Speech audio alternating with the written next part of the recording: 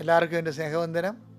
പ്രാർത്ഥിക്കാം. അമ്മേ പരിശുദ്ധമ്മേ, അമ്മേ പരിശുദ്ധമ്മേ, ദേവമാതാവേ, ദൈവമാതാവേ, അന്ന് അങ്ങ് കൃപാസനത്തിൽ പ്രത്യക്ഷപ്പെട്ട് വരാൻ പോകുന്ന മഹാദുരന്തത്തിൽ നിന്ന് രക്ഷപ്പെടാനും എല്ലാവർക്കും വേണ്ടി പ്രാർത്ഥിക്കുവാനും ആവശ്യപ്പെട്ടിട്ട് 20 വർഷം കഴിഞ്ഞ ഈ വേളയിൽ കൃപാസനത്തിലൂടെ ഞങ്ങൾക്കും ഈ ദേശത്തിനും അമ്മ മാധ്യസ്ഥം തേടി തന്ന എല്ലാ അനുഗ്രഹങ്ങൾക്കും കൃപകൾക്കും ഞങ്ങളിപ്പോൾ ഹൃദയം നിറഞ്ഞ നന്ദി പറയുന്നു. അമ്മേ പരിശുദ്ധമ്മേ, ജപമാല മാതാവേ, സകല കൃപാസനം പ്രാർത്ഥനകളോടും ചേർത്ത് ഞങ്ങളിപ്പോൾ പ്രാർത്ഥിക്കുന്ന ഈ കുടുംബത്തിന്റെ പ്രത്യേക നിയോഗം.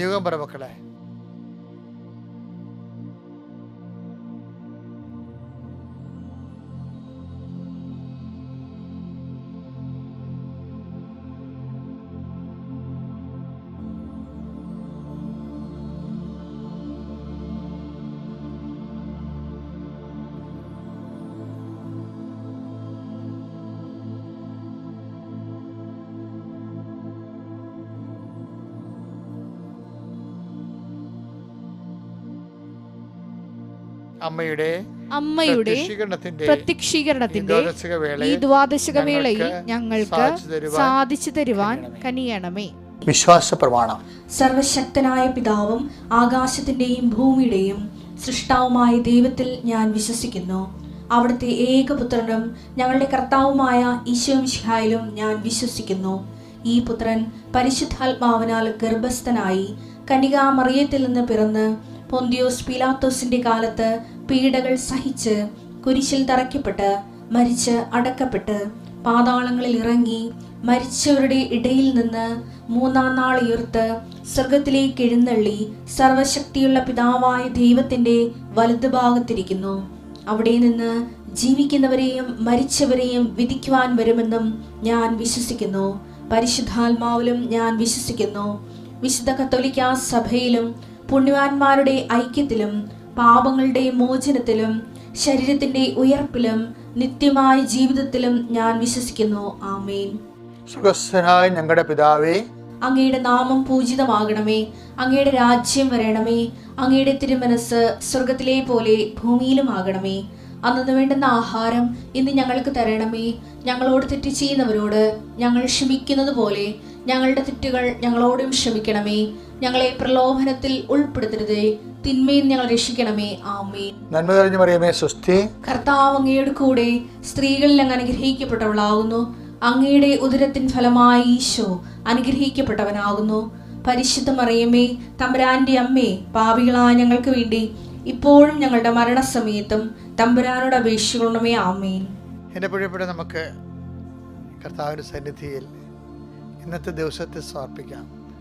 കർത്താവ്, ഫെബ്രുവരി 25 ചൊവ്വാഴ്ച ഇന്നത്തെ ദിവസം അങ്ങ് നൽകിയതിന് നന്ദി പറയുന്നു ഈശോയെ. അങ്ങയുടെ മക്കളെ മുഴുവനായി അങ്ങയുടെ തിരുസന്നിധിയിൽ ഞാൻ സമർപ്പിക്കുന്നു.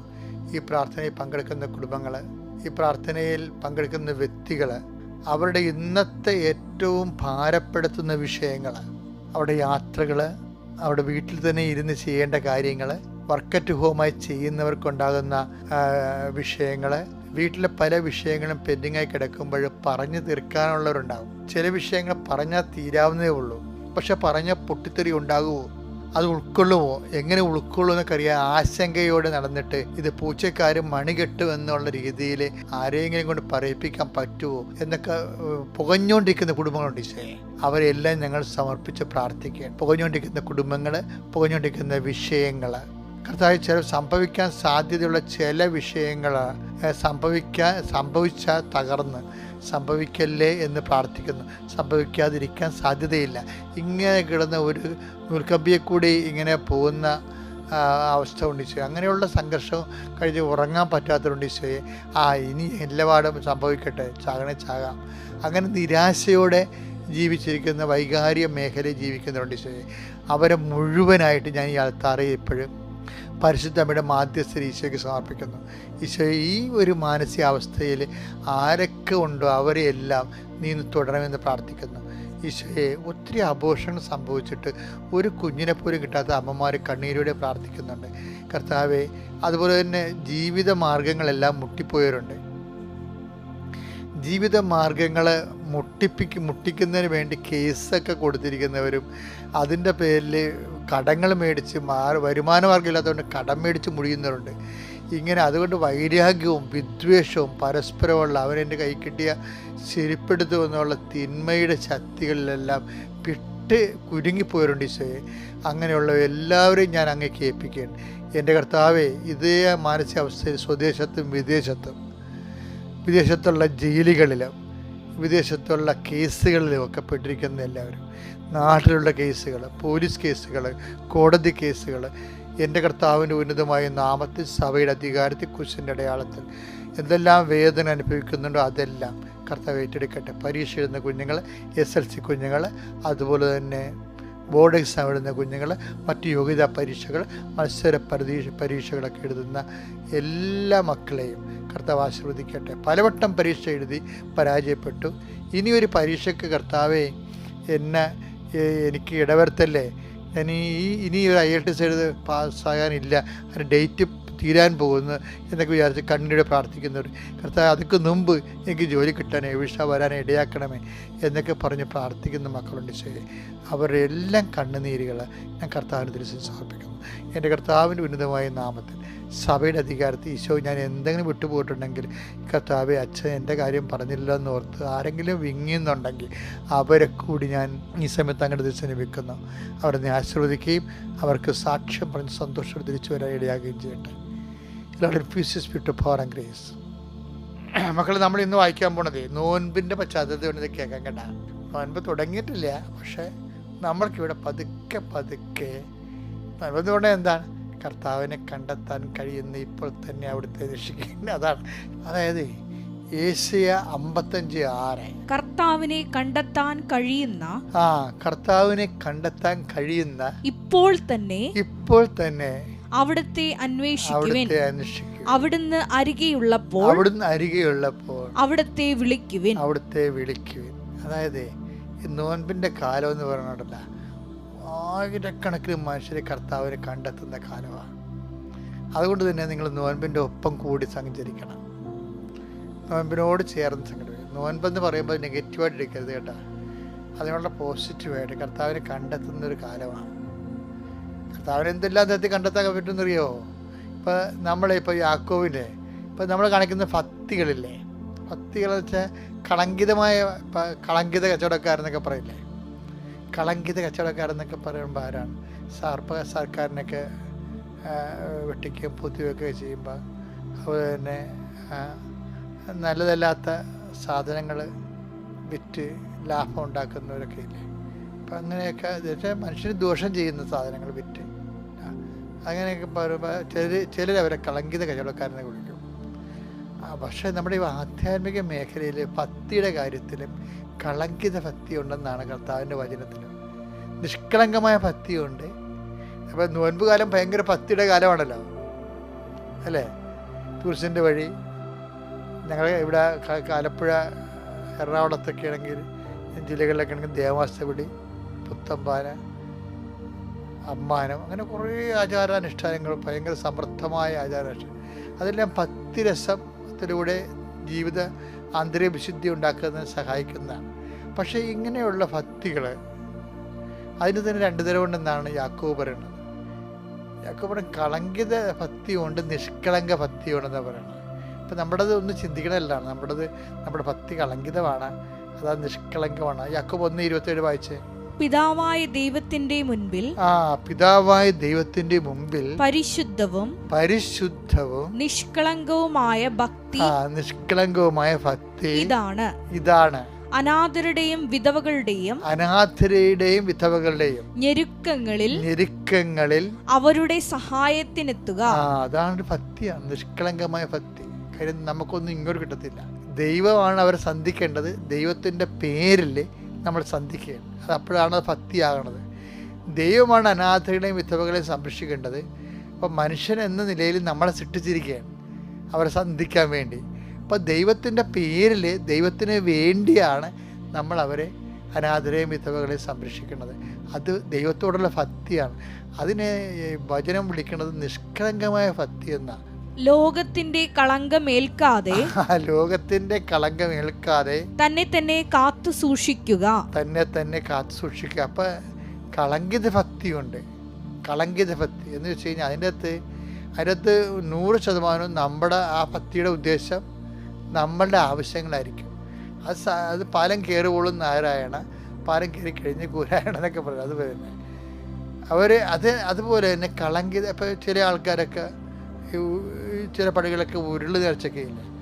എനിക്ക് ഭയങ്കര ഇഷ്ടമുള്ള നേർച്ചയാണത്. കാര്യം സ്റ്റാറ്റസ് ഡിമിനിഷ് ആക്കുന്ന, എളിമപ്പെടുത്തുന്ന ഒരു സംഭവമാണ്. അപ്പോൾ ആൾക്കാർ ഉരുണ്ടൊക്കെ പോവും. ഇപ്പോൾ ഞാൻ ചിലവരൊക്കെ പള്ളിയിലൊക്കെ കൊച്ചനായിട്ടേക്ക് വർക്ക് ചെയ്യുമ്പോൾ ഞാൻ ചോദിക്കും, എന്തിനാണ് ഇങ്ങനെ ഉരുണ്ട് വന്നത്? ഇപ്പോൾ മാതാവിൻ്റെ സെബസ്ത്യാനോസിൻ്റെ പുണ്യാണ്ട് നേർച്ചയ്ക്ക് ആൾക്കാർ ഉരുണ്ട് വരും. ആ ഇടലക്കുരിശ് നിന്ന് നാനവാതിൽ വരെ ഉരുണ്ട് വരും. അപ്പോൾ ഞാൻ ചോദിക്കും, എന്തിനാണ് ഇങ്ങനെ ഉരുണ്ടത് എന്ന് ചോദിക്കുമ്പോൾ പറയും, അച്ഛാ ഭയങ്കര വയറുവേദനയായിരുന്നു വെച്ചാൽ അതൊന്ന് മാറാൻ വേണ്ടി ഞാൻ അന്ന് നേർന്നതാണ്. അപ്പം അത് മാറി, കറക്റ്റ് മാറിയത്. പക്ഷേ എന്താ സംഭവം, അവരുടെ ആ ഒരു രോഗത്തിൻ്റെ സൗഖ്യത്തിന് വേണ്ടിയാണ് ഇത്രയും പങ്കപ്പാട് അനുഭവിച്ചത്. അപ്പം അതിനകത്ത് ദൈവത്തിനല്ല ഒരു ദൈവത്തിന് പ്രാധാന്യം ഉണ്ടെങ്കിലും അവരുടെ ഒരു ആവശ്യം കൂടി അതിനകത്ത് ഉണ്ട്. അപ്പം അങ്ങനെ അവരുടെ ആവശ്യമുള്ളത് ഉണ്ടായി കഴിഞ്ഞാൽ പിന്നീട് അവരുടെ ജീവിതത്തിൽ ദൈവികമായ ജീവിത സുവിശേഷത്തിൻ്റെ ചൈതന്യമൊന്നും ഇല്ലെന്നുണ്ടെങ്കിൽ ഈ ഭക്തി കളങ്കിത ഭക്തിയാവും. അതൊരു സീരിയസ് ആണ്, സൂക്ഷിക്കണം. ഇപ്പം അതായത് ഞാനൊരു സ്ഥലത്ത് വികാരിയല്ല കൊച്ചച്ഛനായിട്ടിരിക്കുകയാണ്. അപ്പം കുരിശിൻ്റെ വഴി നടത്തുകയാണ്. വീട് വീടാൻ തോറും കുരിശിൻ്റെ വഴി പോകുമ്പോൾ എൻ്റെ കൂടെ ഉണ്ടായിരുന്ന ചേട്ടത്തിയാണ്.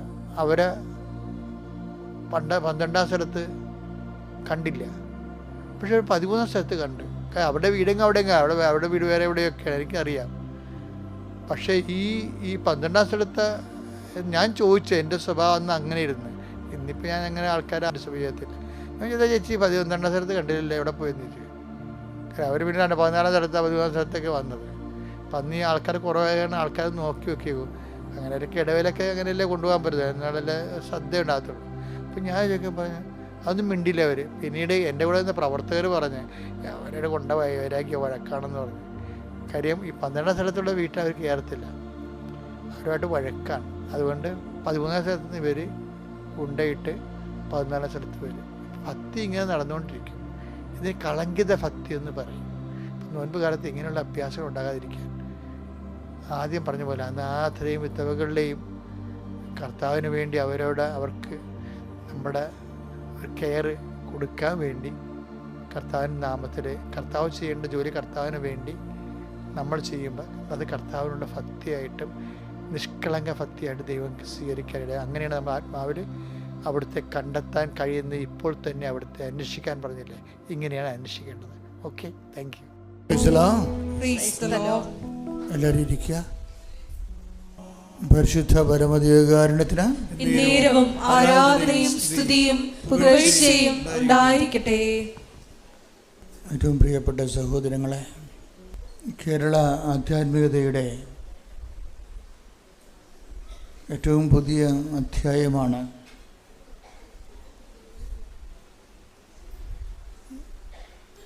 ഉടമ്പടി ജീവിതചര്യ. ഉടമ്പടി എടുക്കുന്നവർ തന്നെ 2 തരമുണ്ട്. സാധാരണ ഉടമ്പടി എടുത്ത് പോകുന്നവരും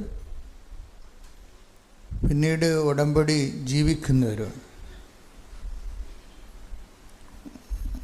ഉടമ്പടി എടുത്തു പോകുന്നവർ ഫങ്ഷണറീസും ഉടമ്പടി ജീവിക്കുന്നവർ മിഷണറീസുമാണ്. എല്ലാവർക്കും മിഷണറീസ് ആകാൻ പറ്റുമോ എന്ന് എനിക്കറിയത്തില്ല. കാര്യം അതൊരു മിഷണറി ആവുക എന്ന് പറഞ്ഞാൽ അതൊരു വിളിക്കുള്ളിലെ വിളിയാണ്. ദൈവത്തോട് നിങ്ങൾക്ക് സ്നേഹമുണ്ടെന്ന് നിങ്ങൾക്ക് മനസ്സിന് ആത്മാവിൽ അങ്ങനെ പ്രേരണ ഉണ്ട്, എനിക്ക് ദൈവസ്നേഹമുണ്ടെന്ന് തോന്നുകയാണെങ്കിൽ നിങ്ങൾ പുതിയ പുതിയ ശുശ്രൂഷകൾക്ക് വേണ്ടി പ്രാർത്ഥിക്കണം. എല്ലാ ദിവസവും പുതിയ സ്നേഹത്താൽ ഇങ്ങനെ പുതുക്കിക്കൊണ്ടിരിക്കും. ദൈവവുമായിട്ടുള്ള ബന്ധത്തിൻ്റെ ഒരു പ്രത്യേകത എന്ന് വെച്ച് കഴിഞ്ഞാൽ അതിന് സ്റ്റാറ്റിക്കായിട്ടുള്ള സിറ്റുവേഷൻസ് ഇല്ല. ഓരോ പ്രഭാതത്തിനും പുതിയ സ്നേഹത്താൽ take the word of God. ശ്രദ്ധിക്കട്ടെ. ഹല്ലേലൂയ. ഹല്ലേലൂയ ഹല്ലേലൂയ ഹല്ലേലൂയ. യേശുവേ നന്ദി. ഹല്ലേലൂയ ഹല്ലേലൂയ. യേശുവേ ആരാധന ആരാധന ആരാധന. യേശുവേ നന്ദി. മഹത്വം മഹത്വം മഹത്വം മഹത്വം. Hallelujah hallelujah. വിലാപങ്ങൾ 3:22 മുതലുള്ള തിരുവചനങ്ങൾ. കർത്താവിന്റെ സ്നേഹം ഒരിക്കലും അസ്തമിക്കുന്നില്ല. ഏറ്റു പറഞ്ഞേ, കർത്താവിന്റെ സ്നേഹം ഒരിക്കലും അസ്തമിക്കുന്നില്ല. അവിടുത്തെ കാരുണ്യം അവസാനിക്കുന്നില്ല. അവിടുത്തെ കാരുണ്യം അവസാനിക്കുന്നില്ല. ഓരോ പ്രഭാതത്തിലും അത് പുതിയതാണ്. അവിടുത്തെ വിശ്വസ്തത ഉന്നതമാണ്. വാർദ്ധക്യം എന്ന് പറയണത് എന്താ? വാർദ്ധക്യം എന്ന് പറയണത് എന്താണ്? യഥാർത്ഥത്തിൽ ബയോളജിക്കലായിട്ടുള്ള ഫിനോമിന എന്താണ്?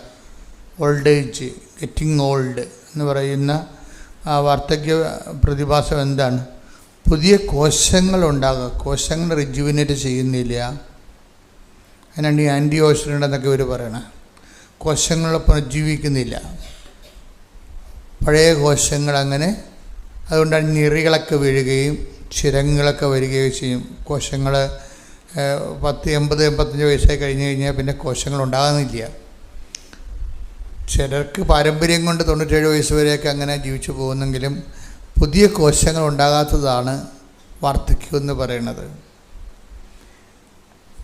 പുതിയ സ്നേഹം അതുപോലെ തന്നെയാണ്. അതുകൊണ്ടാണ് ബൈബിൾ പറയണത് ഓരോ പ്രഭാതത്തിലും, എന്നിട്ട് വായിച്ച്, ഓരോ പ്രഭാതത്തിലും അവിടുന്ന് പുതിയ സ്നേഹം കൊണ്ട് എന്നെ അഭിഷേകം ചെയ്തു. അപ്പം പുതുതായിട്ട് നിങ്ങൾക്ക് ദൈവസ്നേഹം ഉണ്ടാകണില്ല. പുതിയ ദൈവസ്നേഹം ഉണ്ടെങ്കിൽ പുതിയ ശുശ്രൂഷകളുണ്ടാകും, പുതിയ പ്രാർത്ഥനകളുണ്ടാകും, പുതിയ വചനവായനകളുണ്ടാകും, പുതിയ വചനങ്ങളുണ്ടാകും, പുതിയ സ്വപ്നങ്ങൾ വരും, പുതിയ ദർശനങ്ങൾ വരും. ആൾക്കാരിങ്ങനെ പുതുക്കിക്കൊണ്ടേയിരിക്കും. അങ്ങനെ പ്രത്യേകിച്ച് പുതുക്കലൊന്നും ഇല്ലെന്നുണ്ടെങ്കിൽ നമ്മൾ ആധ്യാത്മിക വാർദ്ധക്യത്തിലാണ്. ഇത് വലിയ അപകടകരമായൊരവസ്ഥയാണ് ആധ്യാത്മിക വാർദ്ധക്യം. കഴിഞ്ഞ ദിവസങ്ങളിൽ ഔസേപ്പച്ചൻ പുതുമന എന്ന് പറഞ്ഞൊരു സഹോദരൻ സാക്ഷ്യം പറഞ്ഞു. അപ്പോൾ ഷാലോമിന്ന് എൻ്റെ ഒരു സുഹൃത്ത് ജയ്മോൻ വിളിച്ചു പറഞ്ഞു, ഔസേപ്പച്ചൻ ബ്രദറിന് ഭയങ്കര കിടിലൊരു ഉടമ്പടി സാക്ഷ്യമുണ്ടെന്ന് പറഞ്ഞു. ഞാൻ പറഞ്ഞു, ഔസേപ്പച്ചൻ ബ്രദറിൻ്റെ സാക്ഷ്യം ഞാൻ പണ്ട് കേട്ടിട്ടുള്ള ആളാണ്. കാര്യം ഇദ്ദേഹം പഴയൊരു സുവിശേഷകനാണ്. ജനലക്ഷങ്ങളെ കർത്താവിലേക്ക് തിരിച്ചു കൊണ്ടുവന്നിട്ടുള്ള പ്രായോഗികമായിട്ടുള്ള സുവിശേഷ സാക്ഷ്യമുള്ള ആളാണ്. കാര്യം അത് ഞാൻ പണ്ട് കടലോരത്ത്, നിങ്ങൾക്കിവിടെ കുറച്ച് പേർക്കെങ്കിലും അറിയാം, 90കളിലെ കടലോരത്ത് കൺവെൻഷൻ നടത്തുമായിരുന്നു. 90 തൊട്ട് 2000 വരെ. ഇപ്പോൾ ഒരു ദിവസം മുഴുവൻ കടലിൽ പോയി വള്ളങ്ങളെല്ലാം വെഞ്ചരിക്കും. 5 ദിവസം കടലിൻ്റെ കരയിൽ ലക്ഷക്കണക്കിന് മനുഷ്യർ ഒരുമിച്ച് കൂടി കേരളത്തിലുള്ള പ്രധാനപ്പെട്ട ഭജന പ്രഘോഷകരൊക്കെ വിളിച്ച് വരുത്തി സുവിശേഷം പ്രസംഗിപ്പിക്കും, ധ്യാനം നടത്തും. അപ്പം അന്ന് ഞാൻ വിളിച്ച ഒരാളാണ് ഈ ഔസേപ്പച്ചൻ പുതുമന. അപ്പം അദ്ദേഹത്തിൻ്റെ സാക്ഷ്യം എനിക്കറിയാം. അദ്ദേഹം കാവേരി ബാറെന്നും പറഞ്ഞൊരു വലിയൊരു ബാർ നടത്തിയിരുന്ന ആളാണ്. അപ്പോൾ അദ്ദേഹം മുരിങ്ങൂർ ധ്യാനകേന്ദ്രത്തിൽ പോയി ധ്യാനം കൂടി. അദ്ദേഹം കർത്താവിനെ, അതൊരു നാമമാത്രമായ ക്രൈസ്തവനായിട്ടും എന്നാൽ ആചാരാനുഷ്ഠാനങ്ങൾ പാലിച്ചു പോകുന്ന ഒരു പാരമ്പര്യ ക്രിസ്ത്യാനിയാണ്, കുഴപ്പക്കാരനല്ല. എങ്കിലും കർത്താവിനെ അറിയേണ്ട പോലെ അറിഞ്ഞില്ല. അതാണ് അദ്ദേഹത്തിൻ്റെ. അറിയേണ്ട പോലെ അറിയാത്തിടത്തോളം കാലം നമ്മൾ ദൈവത്തിന് നിരക്കാത്ത പല കാര്യങ്ങളും ചെയ്ത് ജീവിക്കും. അപ്പോഴതുകൊണ്ട് എപ്പോഴും സുവിശേഷം പറയും, ഒരു യു ടേൺ എടുക്കേണ്ടി വരുമെന്ന് പറയും. ഇപ്പം ഉടമ്പടി എന്താണെന്ന് നിങ്ങൾ എന്നോട് ചോദിച്ചാൽ ഞാനിവിടെ നിങ്ങളോട് പറയും, അവൻ പറയണ പോലെ ചെയ്ത് ജീവിക്കുക. സിമ്പിളാണ്. കാര്യം നമ്മൾ ഇവിടെ നടത്തുന്നതും ആൾക്കാർ ജീവിക്കുന്നതും എന്താണ്? മരിയൻ ഉടമ്പടി എന്ന് പറയും. ഉടമ്പടി പലതരത്തിലുണ്ട്. കുർബാന ഒരു ഉടമ്പടിയാണ്, നമുക്കറിയാം. അബ്രാഹത്തിനോട് ചെയ്തത് ഉടമ്പടിയാണ്. എബ്രാഹത്തിനോട് ചെയ്ത ഉടമ്പടിയിലാണ് ഈ വാഗ്ദാന നാടെന്നുള്ള സത്യം വരണത്. പാലസ്തീൻ പ്രോബ്ലമൊക്കെ ഉണ്ടാകുമ്പോൾ സാഹോദര്യത്തിൻ്റെ ഒരു കാലം എല്ലാവർക്കും ഇപ്പോൾ പാലസ്തീൻ ജനതയ്ക്കും അവരുടെ അവകാശമുണ്ട്. അവിടെ കുഞ്ഞുങ്ങൾ ജനിക്കണം, അവർ വളരണം, മാന്യമായി ജീവിക്കണം. അതും ദൈവത്തിൻ്റെ ആവശ്യമാണ്. അപ്പം അതൊരു യുദ്ധത്തിലൂടെ അത് നിറവേറ്റുന്നതിനുള്ളക്കുപരി ഈ എല്ലാ ജനതകളും വിശുദ്ധ ഗ്രന്ഥത്തെ ഒഴിവാക്കിയിട്ട് അങ്ങോട്ടും ഇങ്ങോട്ടും മസിൽ പ്രയോഗം നടത്താൻ തീരുമാനിക്കുമ്പോഴാണ് വെടിയിച്ച് നിലക്കാത്ത ഒരു ലോകം നമുക്ക് കിട്ടണത്.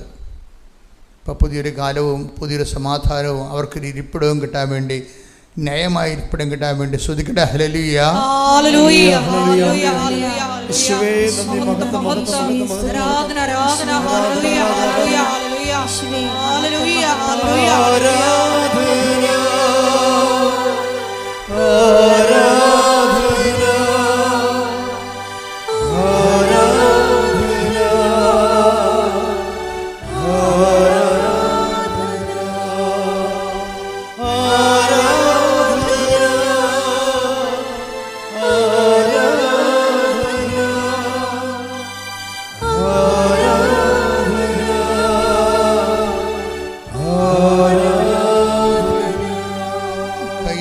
വെച്ചുകൊണ്ട് പരിശുദ്ധ പരമദിവ്യകാരുണ്യത്തിന് ആരാധനയും സ്തുതിയും പുകഴ്ചയും ഉണ്ടായിരിക്കട്ടെ.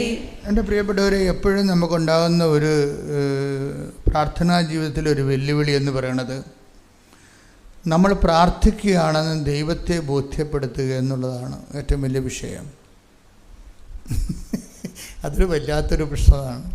നമ്മൾ പ്രാർത്ഥിക്കുകയാണെന്ന് ദൈവത്തിന് കൂടി മനസ്സിലാകണം. അതെപ്പോഴും പ്രാർത്ഥിക്കുമ്പോൾ നിങ്ങൾ ചിന്തിക്കേണ്ട വിഷയമാണ്.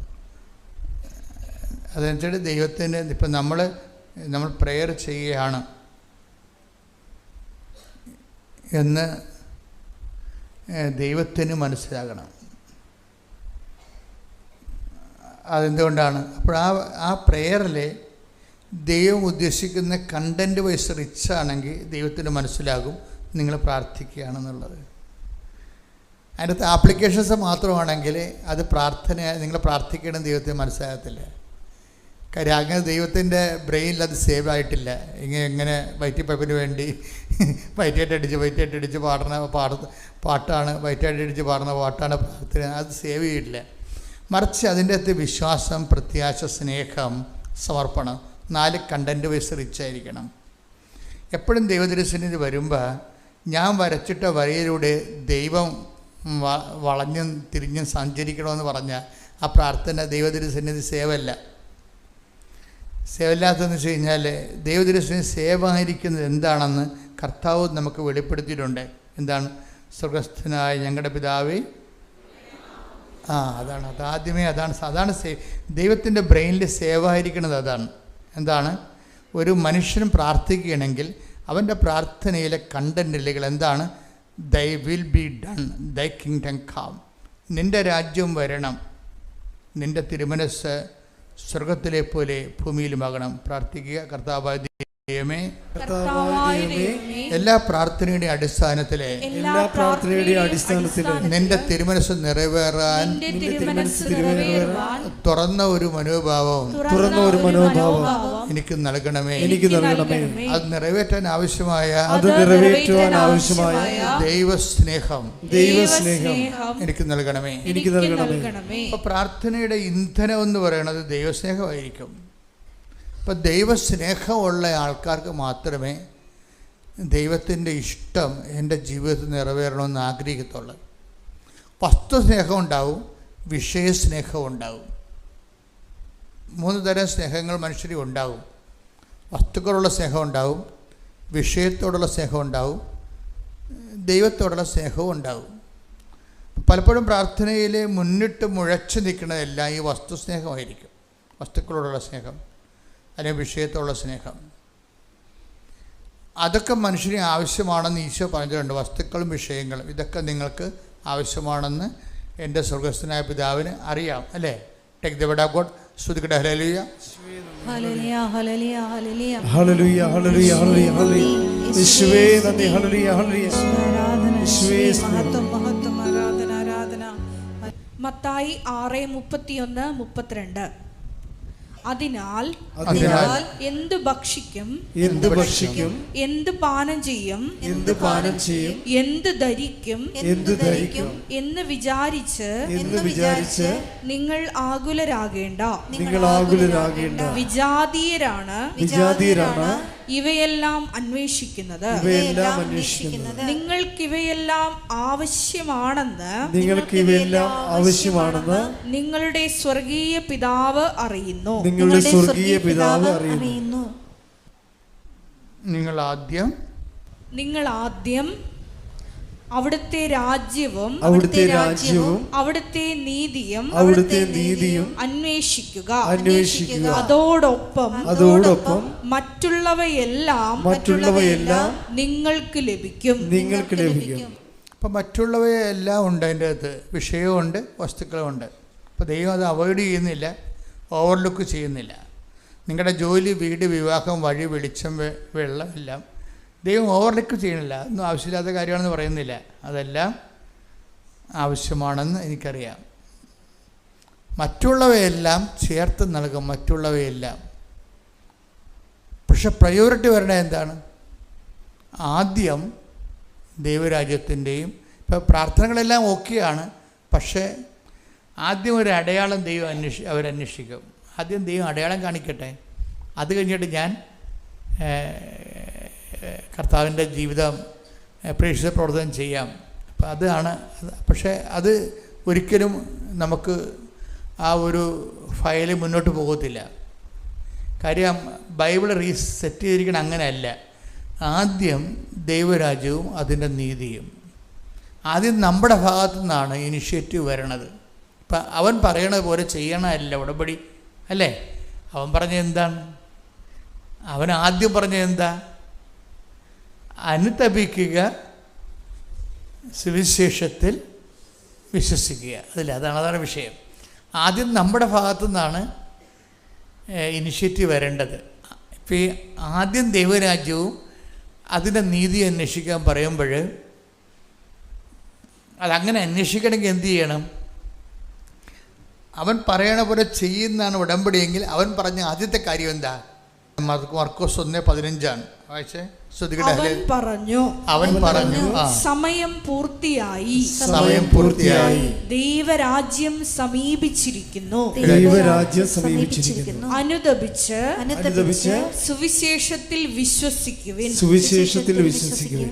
ഇവിടെ വളരെ കുറച്ച് സമയം നോക്കൂടെ. ഈ വചനത്തിൻ്റെ ജംഗ്ഷനാണിത്. അവിടെ നമുക്ക് കുറച്ച് നേരം ശ്രദ്ധിക്കേണ്ടി വരും. ഇവിടെ എന്താണ്?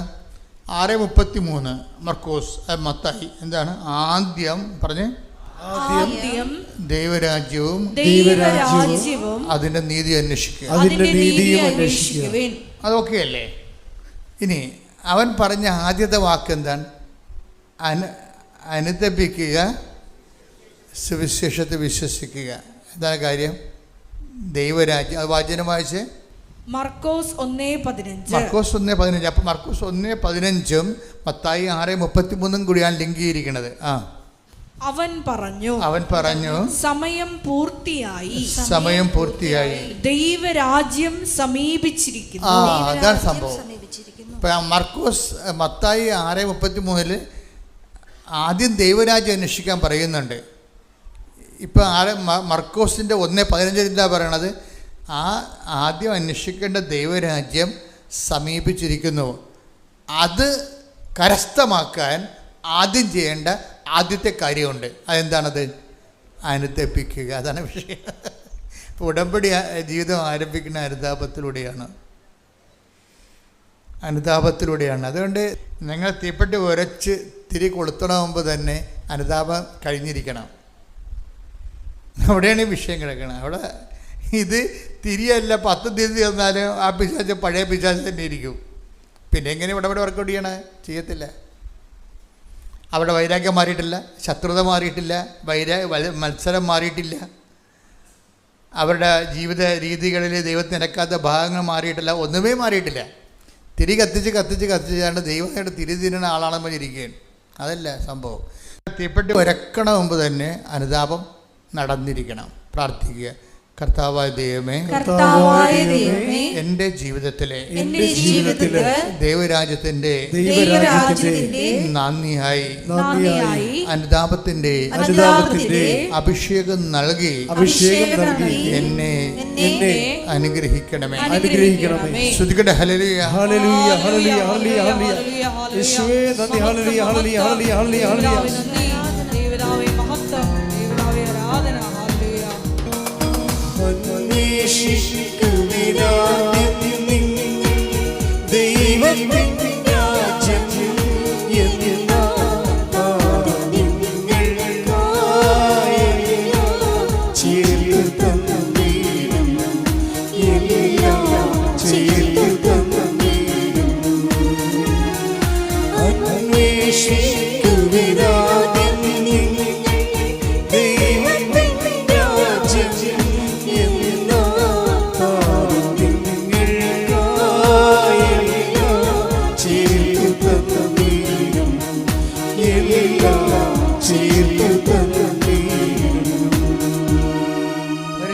പരമ ദിവ്യകാരുണ്യത്തിന് എന്നേരവും ആരാധനയും സ്തുതിയും പുകഴ്ചയും ഉണ്ടായിരിക്കട്ടെ. പരിശുദ്ധ പരമ ദിവ്യകാരുണ്യത്തിന് എന്നേരവും ആരാധനയും സ്തുതിയും പുകഴ്ചയും ഉണ്ടായിരിക്കട്ടെ.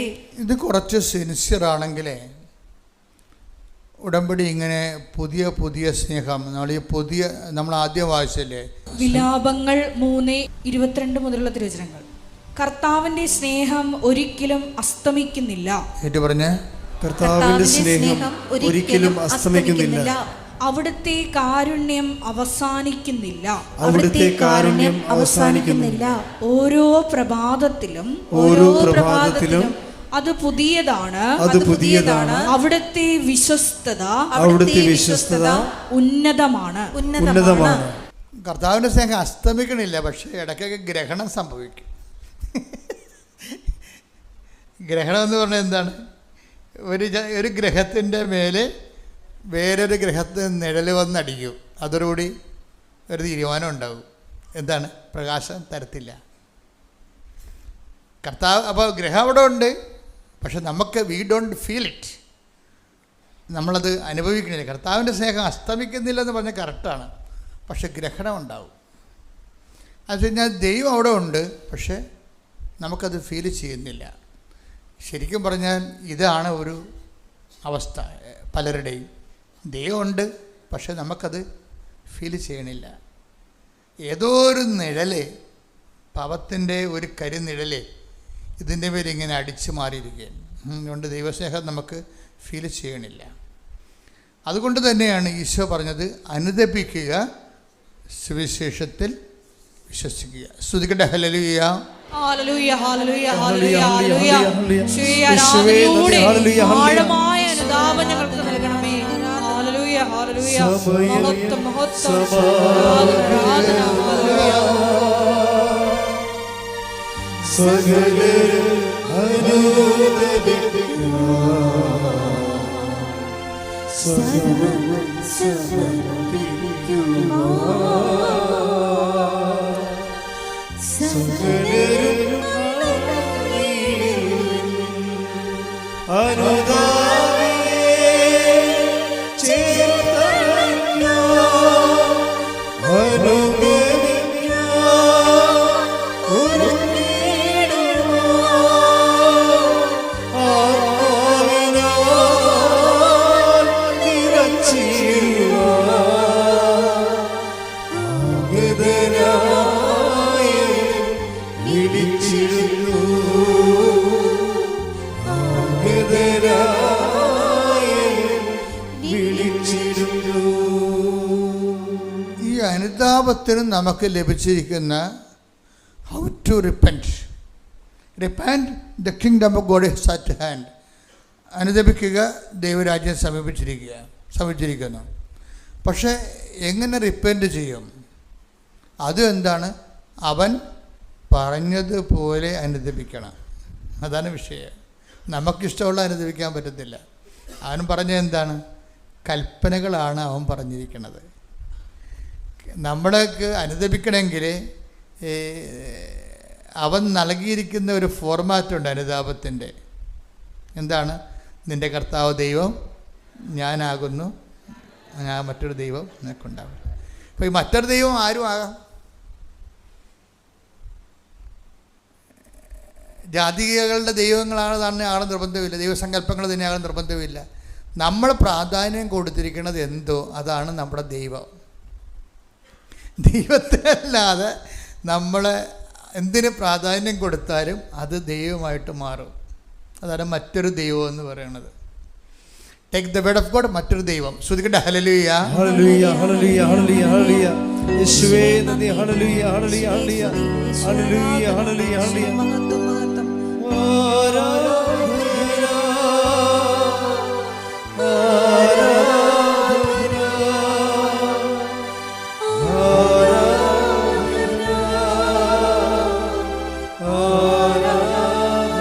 കരങ്ങൾ വീശി വീശി പാടാം.